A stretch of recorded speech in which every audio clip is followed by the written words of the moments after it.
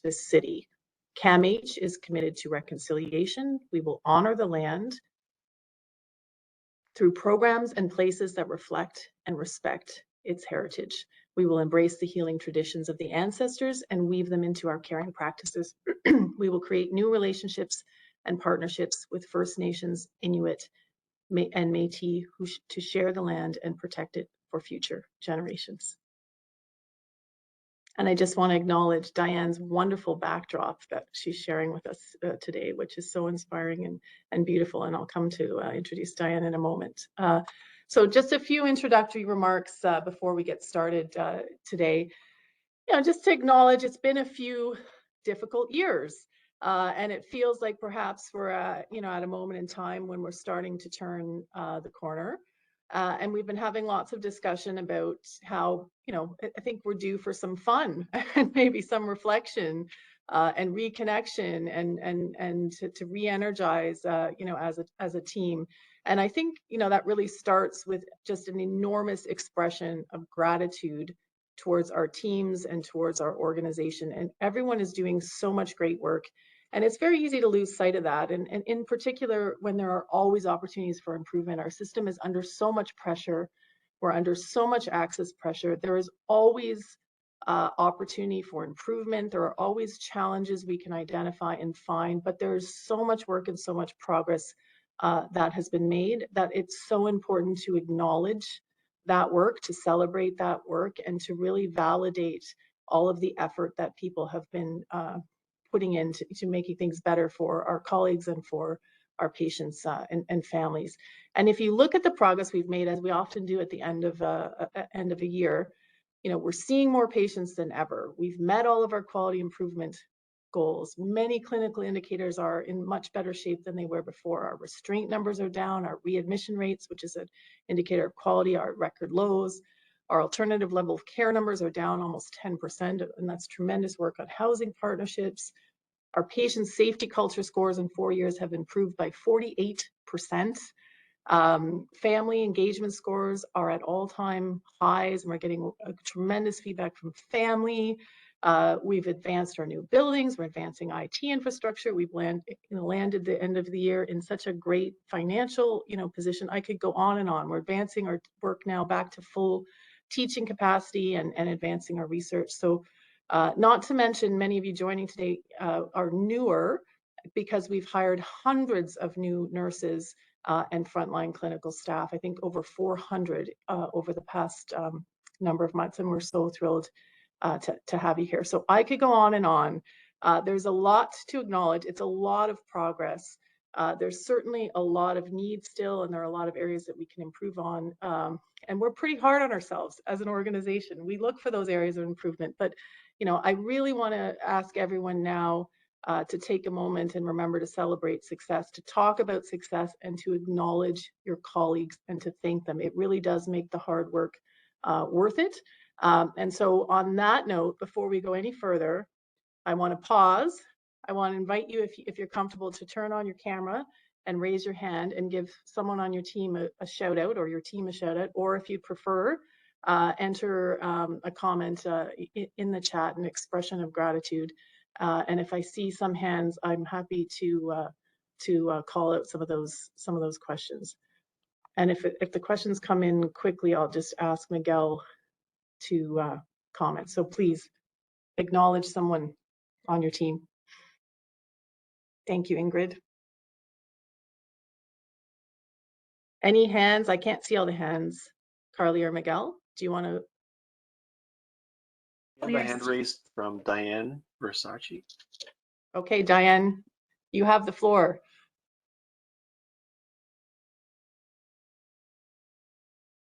Diane, can you hear me? You also have Erin here too, so I'm happy to go. Sorry. Oh, I can hear you now. Thank you, Tracy. Thank you. I just want to shout out the Downtown West team. They transformed into a FAC team during the pandemic, and we celebrated our first anniversary, and they have done a fabulous job. It's been a lot of work, and I just really want the organization to recognize that, and I'd love to let them know that I appreciate everything that they do. We are dealing with some real complexities, a lot of different challenges out here in outpatients. And I've been very proud and impressed with what they've been able to do. So thank you for this. Thanks for this opportunity. Thank you so much, Diane. Erin, do you want to make a comment? Time for one or two more. Yes, I would love to give a really great big shout out to the TIDES team. This is a team of some of the most dedicated clinicians that care and go above and beyond almost daily to try to help all of our inpatient and outpatient areas, and then of course all of their facilitation for onboarding new staff and existing training. They are an awesome team to work with, and they deserve a good shout out too. So thank you. That's wonderful. Thank you. Okay, time for one more. Carly, can you pick someone since I can't see the... Just sent a request to Rennie to see if Rennie can unmute herself. There we go. Sure, thank you. I want to give a big shout out to the Aboriginal Caucus and the Reconciliation Working Group for organizing our month-long events recognizing National Indigenous History Month, which is in June.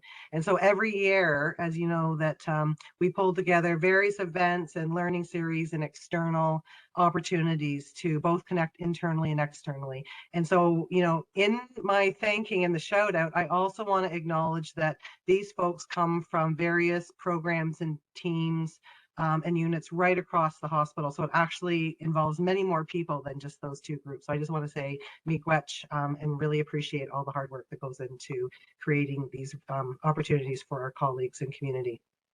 Thanks so much, Rennie. Okay, do we have time for a quick one more, or we're done? Carly can tell me. Let's do one more. Just sent a request to Mifan would unmute herself. Okay, great. Thank you. I just wanted to give a big shout out to all of the people team, my team, who are recruiters, our consultants, our our HRS people, our total rewards. They've been working really hard forever to bring in new staff, to get them onboarded, and to make sure people get paid and various other things. So big shout out and big thanks to all of them. That's wonderful. Thank you. And look at all those comments. I can't even keep up with them. Doesn't that feel great?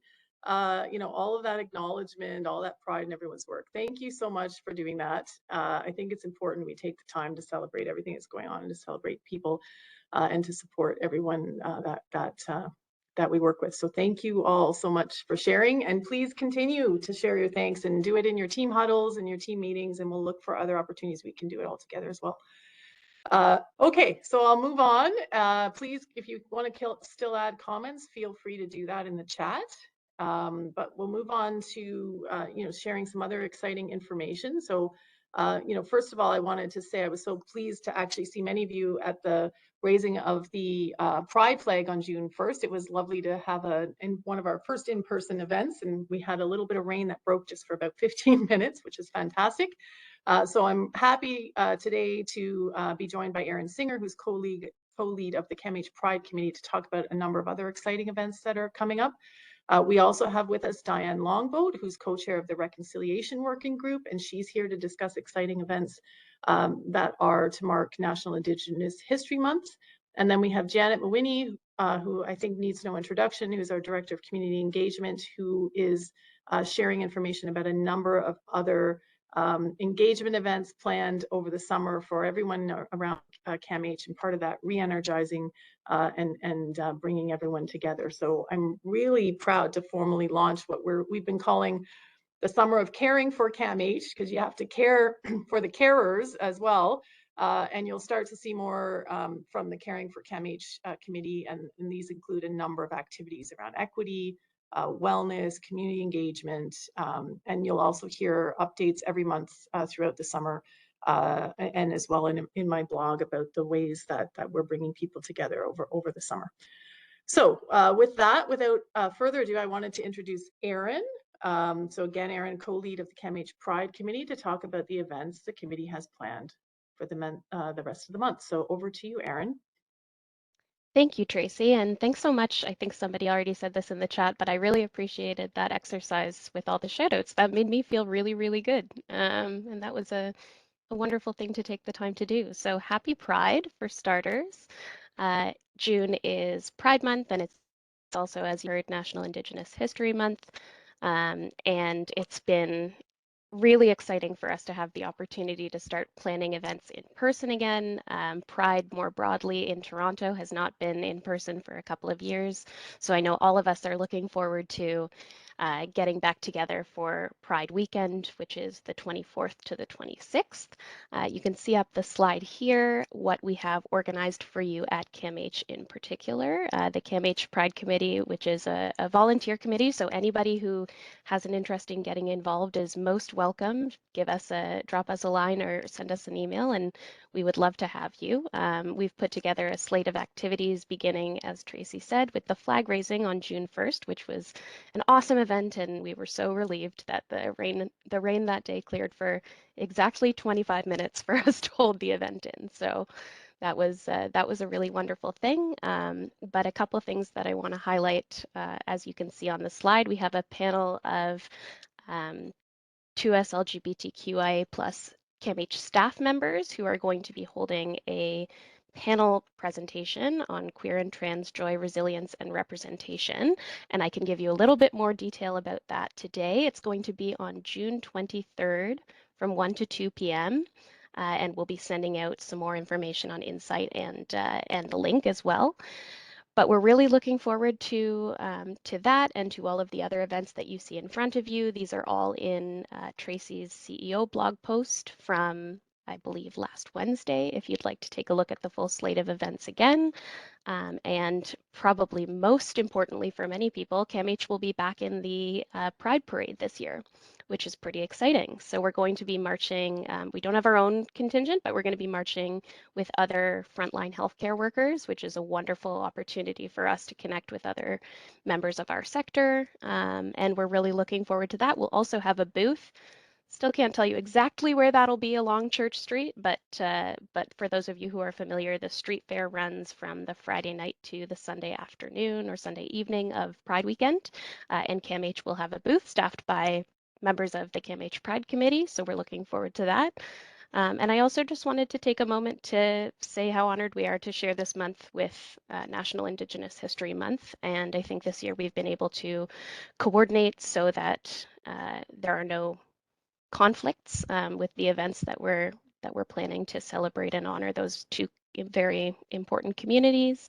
And I personally am really looking forward to catching up on a presentation I missed last year on Two-Spirit and Indigiqueer cultural safety with Dr. James Makokis and Dr. Karina Walters. So those folks, and I'm sure Diane will chat about this in a moment, but those folks have lots to offer this month, and we're really excited about the crossover that we have. So thanks for taking the time to attend some of our events, and happy Pride.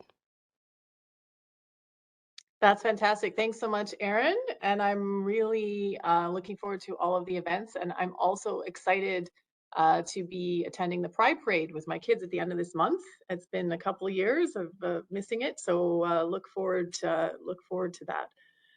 So now I'll turn it over to Diane Longboat, and Diane's going to talk about the events of the Reconciliation Working Group and the Aboriginal Caucus. So over to you, Diane. Thanks so much, Tracy, and thank you, Erin, for such a wonderful presentation that really overlaps with our mandates as well. So grateful to share this month with you. So we are beginning our month with the release of our annual report, and it's online, and you can see it on the camh.ca. It is the Reconciliation Working Group's events for the entire year. And so both annual reports are there. You can see them from last year as well as this year. We're so grateful to have the Aboriginal Caucus and the Reconciliation Working Group combining our energies this year. And we are hopefully going to have an opportunity in Twitter space to have a really important dialogue.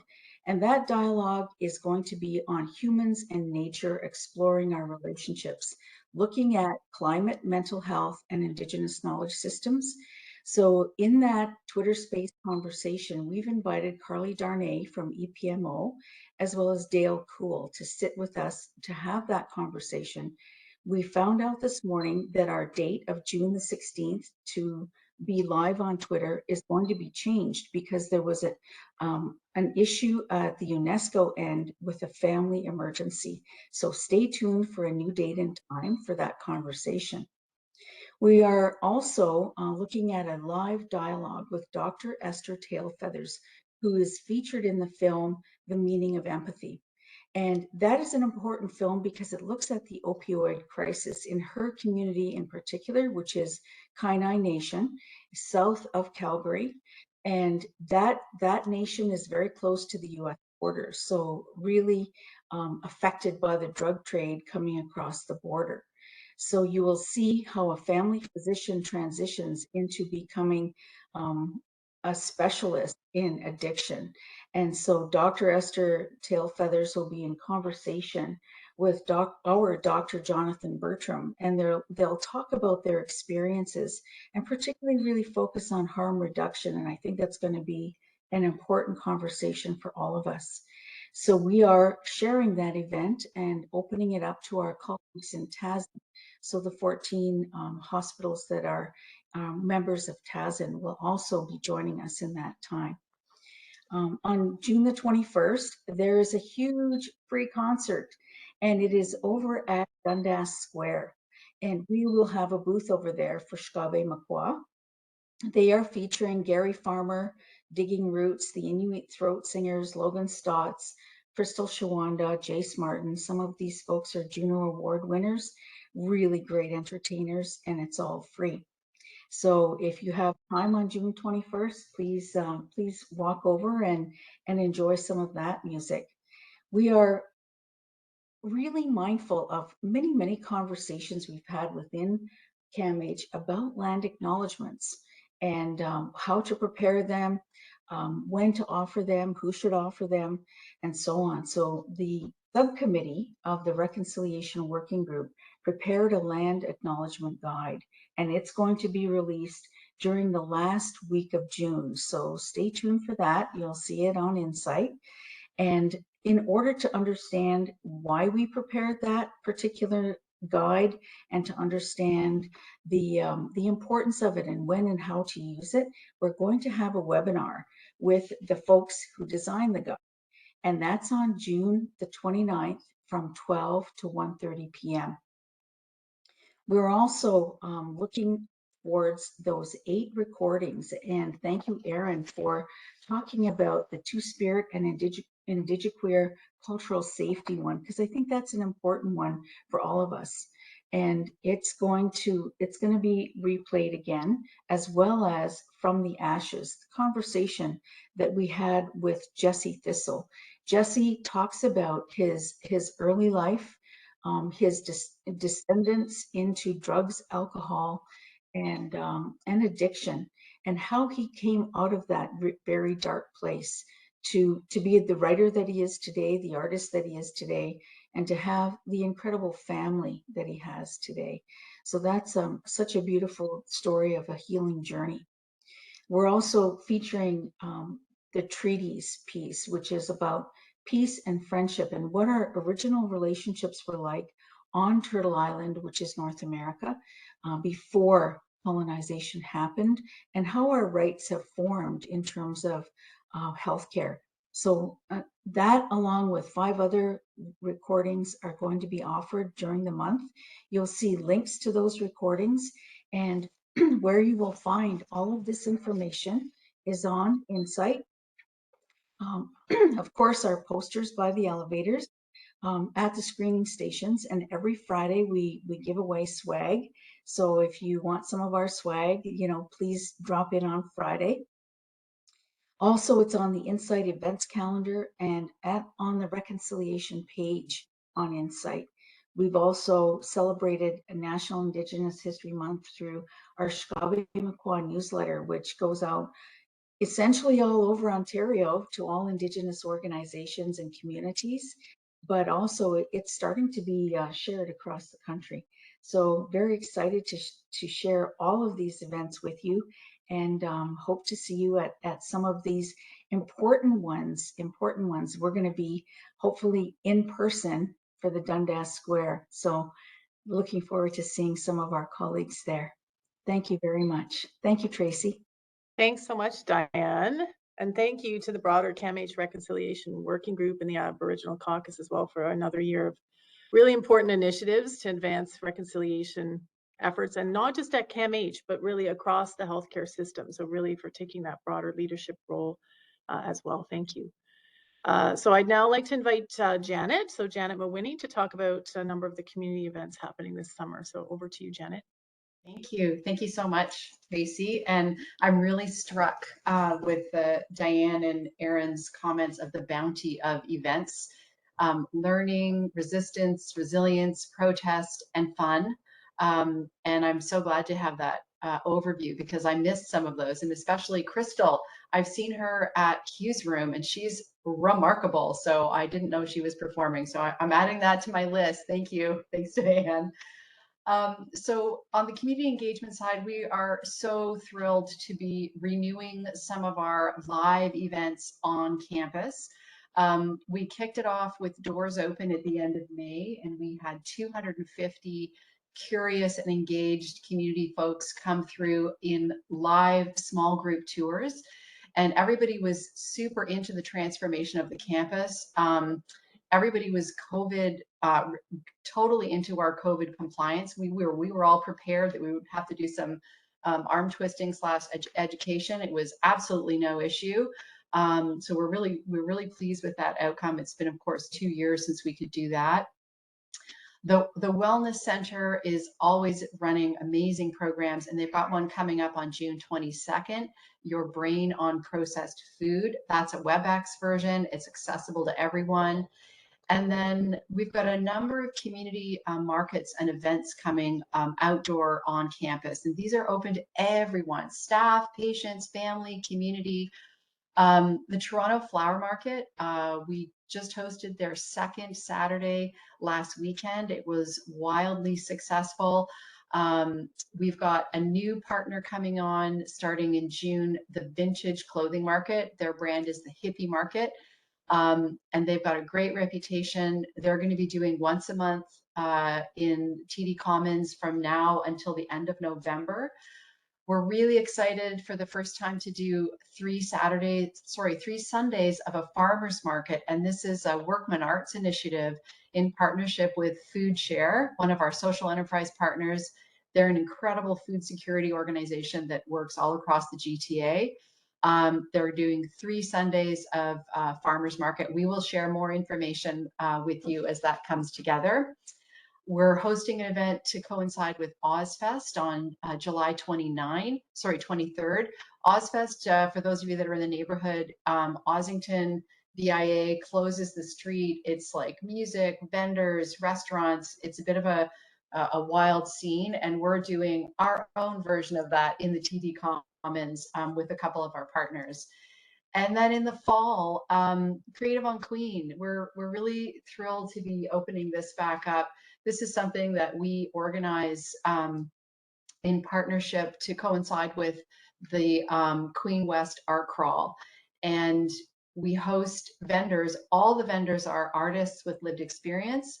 And we pull from amazing organizations like our Workman Arts partner, Sistering, other agencies to invite vendors and artists. And we bring musicians and barbecue, and it's this really wonderful, lively event on campus. And we're really excited to kick that off again. And last but not least, I'll just give a little shout out to tours. My amazing, yes, Great Pottery. Thank you, Lisa. Our amazing First Impressions team is hosting tours again, and I'm mindful that quite a few staff have maybe not been on site, or you're just coming back hybrid. If you'd like to get a tour of the campus, a little bit of like where we've been, our 2020 buildings, what's coming down the road in the spirit of transformation, just reach out to us at tours@camh.ca, and we'll fit you in and schedule some tours for folks to just welcome everybody back on site. So we're really excited to be part of this re-engagement and connection together. So thanks for this opportunity. Thanks, Tracy. Back over to you. Thanks so much, Janet.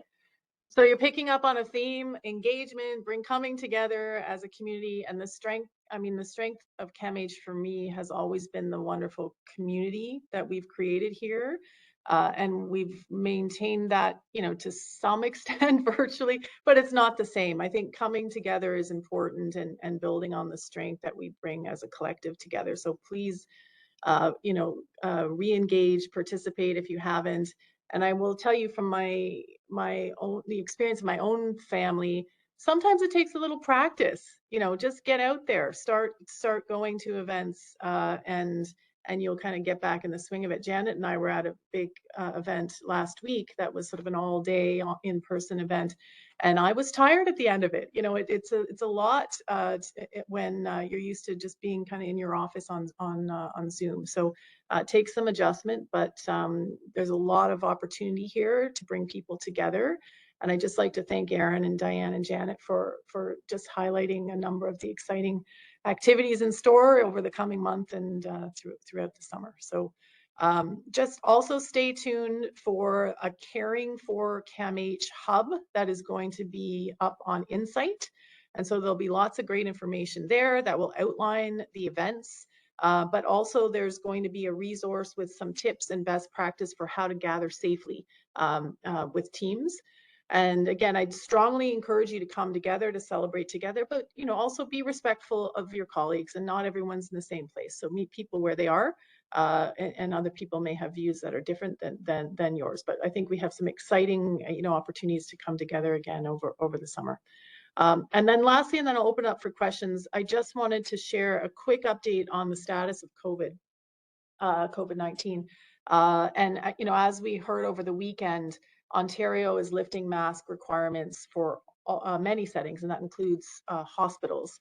CAMH, along with all of the other TASN hospitals, so all of the teaching hospitals in Toronto, will continue to require masking while in hospitals, and that's for staff, visitors, patients, any care partners, contractors, vendors, etc.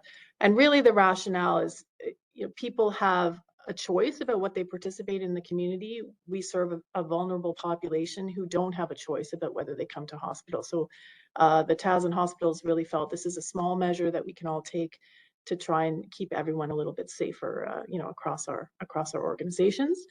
All of the other COVID protocols are currently remaining in place, but there will be updates communicated through the managers' calls on adjustments, you know, as the community adjusts and as CAMH adjusts its protocol. So I believe there's an upcoming update at the June 22nd managers meeting that's going to discuss the COVID protocols. So with that, I will now open it up for any questions and ask Erin and Janet and Diane to stay on board too, to answer any questions about their updates, and open for questions. So if you want to type questions in the chat, we're happy to get to as many as we can. And I'm scanning all the wonderful shout outs, which is just like a wonderful positive note to leave things on for the day. Gives me lots of energy going into the rest of the day. So any questions, anyone?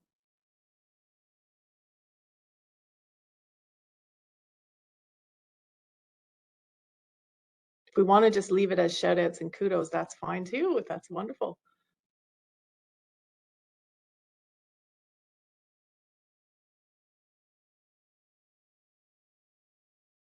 So thanks for that. Thank you for, so the patient family learning space, thank you for that link. Thank you, Sarah. We were just talking about my plant.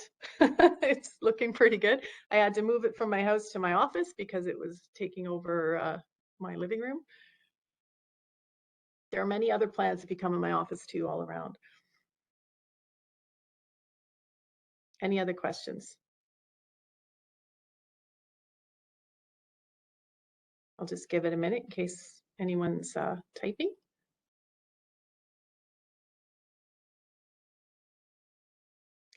So the message is, let's come together, let's connect. In terms of work from home, so anyone can work on site. We do we've worked with each of our managers on flexibility, and so they've worked within their own teams on creating flexibility where that's an option. But you know, for some time, no one has been required to work from home. So certainly anyone can work on site who wants to work on site. And I don't know if Carrie Fletcher is still on. If there's anything you wanted to add, Carrie. Yeah, so I'll just add that the working remote arrangements policy will remain in place for those who are in roles that are able to effectively do their work from home and have had those conversations with their managers with what works best for the teams and individuals. That will maintain moving forward. Yes, and many people are doing hybrid work between home and in the office where there are roles that it's possible. We are a hospital, so understandably there are roles where this is not possible for people to be able to work effectively from home, but where that's possible, we are maintaining that policy. That's great. Thank you for that update, Carrie. Sarah, thanks for the reminder of opportunities at College Street. So we'll definitely keep that in mind. I know it's we still don't have quite everyone down at Queen Street. It will be here soon. Thank you. Let's not talk about Carrie's last day because I'm still in denial about that. Any other questions, anyone? I have a We quick wish, of course, I shout-out. wish Carrie well. She's going on to a better, bigger job, but yes, but she's irreplaceable, of course. I have a quick shout out slash publicizing one of the events that was on our screen that I should have mentioned explicitly.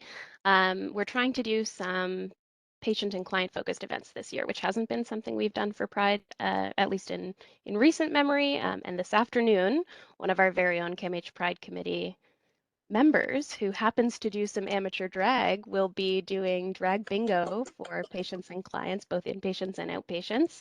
And that's going to be a virtual event broadcast from the CAMH library this afternoon. So really looking forward to that. And thank you, Kiki Fresh Roll. Fantastic. Thank you. Okay, any other comments, anyone? Did I miss anything?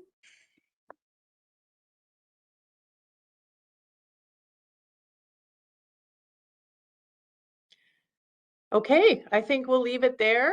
Look forward to an exciting summer, turning the page, continuing our wonderful work. And remember, acknowledge your colleagues. Let's celebrate all the wonderful work. And thank you for all of these wonderful shout outs. I think it's a wonderful reflection of our great community.